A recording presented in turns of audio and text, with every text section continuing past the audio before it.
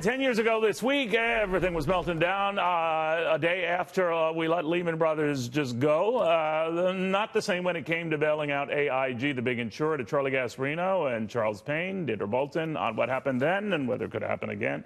Gaspo, you were mentioning the whole thing with AIG because then they were frantic, right? If we can't. Well, that was the first argument for too big to fail. Remember what happened? Lehman basically goes belly up on a Friday, right? You have that long weekend where they thought about some sort of a bailout. No one could agree on terms because at that point, all the banks had the same stuff Lehman had on its balance sheet, only bigger. They didn't tell anybody that. So they really didn't have the money, and the Europeans didn't want to get... But they didn't foresee the market reaction they'd get, right? By letting it go? I think they knew things were bad. I mean, they knew things were bad. They didn't know how bad it was. Right. So now, Monday comes along, I guess the 15th, right? Lehman declares bankruptcy. The markets...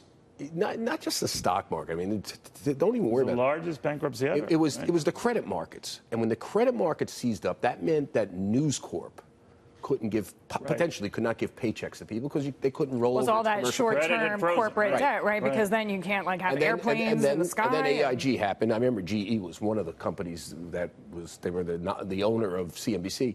And then AIG happened. And it was fascinating because we had this huge debate at CNBC. I break the story that says they're thinking of doing a bailout. I go on a 5-box with a bunch of people, and David Faber, the other reporter, is like, there is no bailout. The government doesn't want to go there. They drew a line in the sand. I come back and say, well, my sources say they're definitely considering it. He says no. Within an hour, he had to obviously put the genie back in the bottle because they were throwing $185 billion at this thing. And that it was started, right? Now, Charles, at the time, the argument was we had to do this, and this famous laissez-faire Wall Street was very open to being rescued left and right, and that's what we had forced marriages. I think it was Bank of America and Merrill Lynch. Others would follow. It was crazy, right? It was all in the same, week, and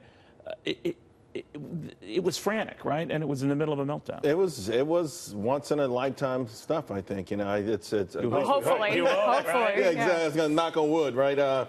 There's absolutely no doubt about it that there was no playbook for it, and the things that were coming up, the reasons you can imagine people were saying, hey, this won't be bailed out, that won't be bailed out. That was always Wall Street's mantra, right? Sort of like you investors, beware. You buy stocks, they go down, it's on you.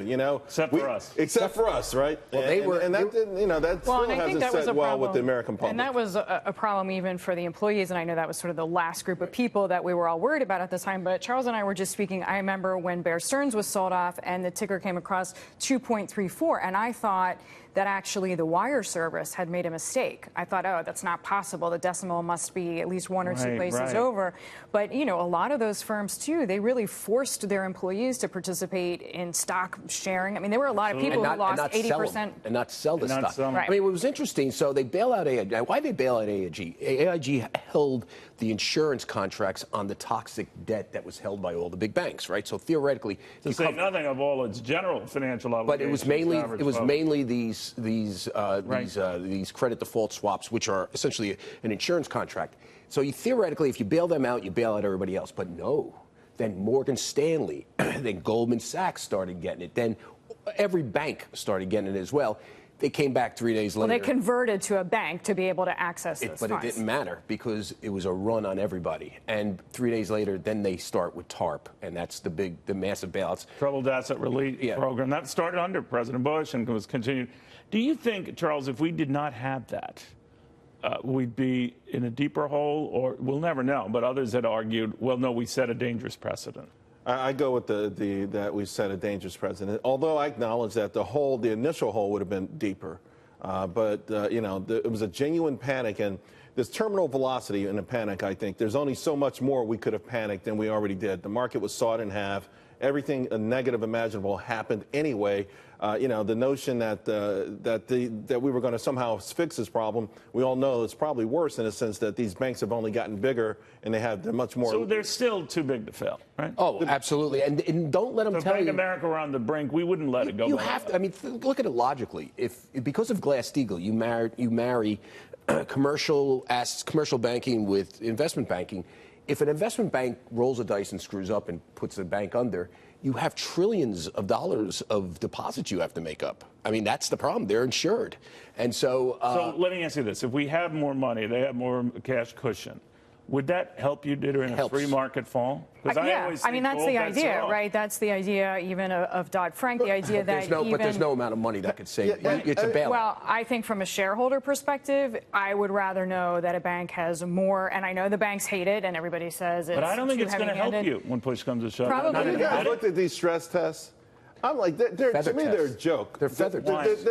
Because they don't take into account true human activity. It's like, you just can't suggest, hey, it's not yelling fire in a crowded theater. There's fire in a crowded theater, and people are going to. You think it could happen again? I mean, maybe not the same. And I think this it's a false. These stress tests are, to me, a complete joke. They're known. Bernanke, Geithner, and Paulson have all said they feel like we haven't learned our lessons. They're known on Wall Street as feather tests, the stress test. Just so you know. And I will say this. Banks. The easier the stress test for me, the better. Generally, that's good thing you're not. I'm glad you're not Citigroup, right. But I'm just saying that and remember all the banks. You think like him that it could happen? Yes, and here's one thing that's fascinating. If you look back at history, we had small blowups for like the last 25 years. We had the Mexican peso crisis where they bailed out the banks through the government stepped in. We had long-term capital. Remember the big hedge fund that blew up? All the banks copied their trades. Smartest guys in the room. All the banks copied the trades. They came out, the Fed and the Treasury came out and did a minor bailout. What they essentially did, and they had to do this bailout because the whole system would have imploded.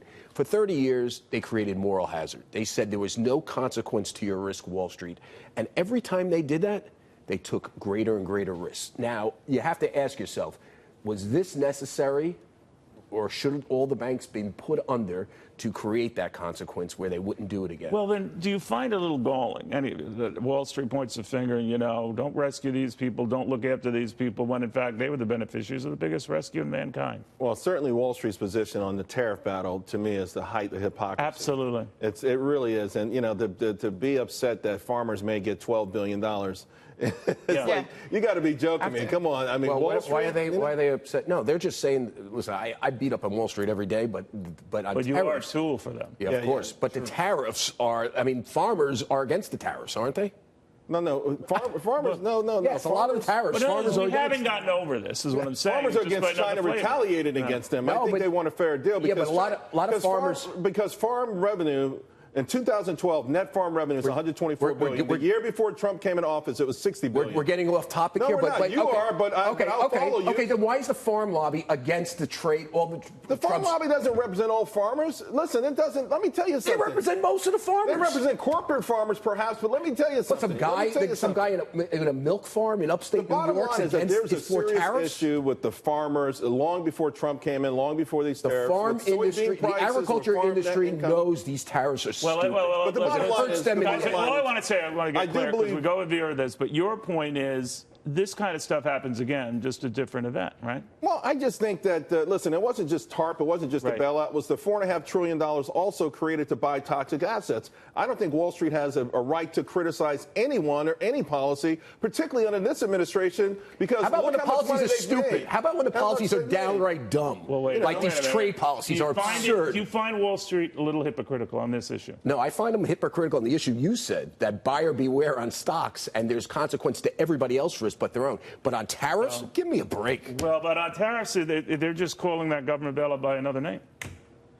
They're calling tariffs bad for the economy because they've been proven to be bad for the economy. That's not the case. Yes, That's it not is. what they're saying. Well, I would suggest tariffs. I would suggest this because people don't ask themselves, why did Smoot-Hawley and everyone else think they would work when they put them in? Maybe the Macomber tariffs worked in 1922 and sparked a great boom, the Roaring '20s. Maybe tariffs did help America catch up with Great Britain. Smoot-Hawley had nothing to do with the Great Depression. No, you're missing my point. That's it. No, you're not listening.